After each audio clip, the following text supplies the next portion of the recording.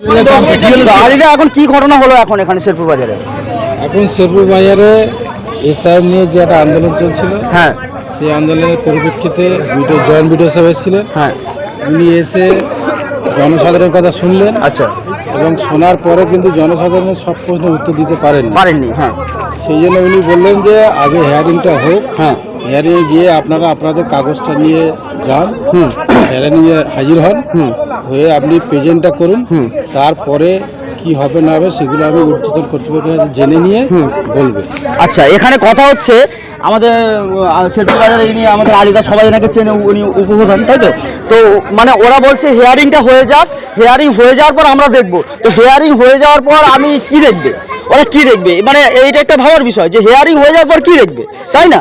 সেটা একটু বিস্তারিত একটু জানা। এই জন্য আমরা প্রশ্ন করেছিলাম যে আমরা যেমন আমি শেরপুর বাজারের হ্যাঁ পঞ্চায়েতের উপপ্রধান, হ্যাঁ, আমার নাম খোদ এসছে, আমার নাম নিজে এসছে।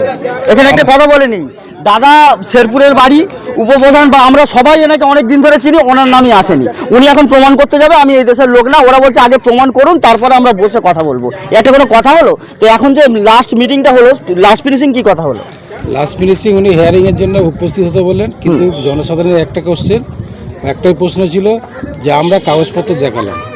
হ্যাঁ। আমি নিজের কথা বলছি, আমার হ্যাঁ। পাসপোর্ট আছে, হ্যাঁ, আমার স্কুল সার্টিফিকেট আছে, হ্যাঁ, মানে আপনি মাধ্যমিক উচ্চ মাধ্যমিক সমস্ত ডকুমেন্টস আছে, সব আমার সার্টিফিকেট আছে, প্যান কার্ড আছে, ওবিসি সার্টিফিকেট আছে, ব্যাংকের বই আছে, আমার সব ডকুমেন্টস আছে, আমি সব দিলাম। দেওয়ার পরে আমার নামটা থাকবে কিনা এই প্রশ্নের উত্তরটা এখন পর্যন্ত দিতে পারছি না। আর সব ডকুমেন্টস থাকা সত্ত্বেও যদি এনাকে ডাকা হয় তাহলে যাদের ডকুমেন্টস একটু কমে আছে তাদের অসুবিধা। আর তাছাড়া তো এখন দেখা যাচ্ছে 90% লোকের নাম আসছে না, তাই তো? এখানেই বোঝা যাচ্ছে যে এটা একটা ভুল সিদ্ধান্ত বা ভুল কিছু একটা হচ্ছে, নাহলে এত লোকের আসবে না কেন? এখানে সবাই সবাইকে চেনে। এবার বিএলও সাহেবের বাড়ি আপনার বাড়ির পাশে, আপনার সঙ্গে বড় হয়েছে, সে এসে আপনাকে কিভাবে বলবে যে আপনি প্রমাণ করেন এই দেশের নাগরিক কিনা? এই সম্বন্ধে বিএলও সাহেব কি বলবে?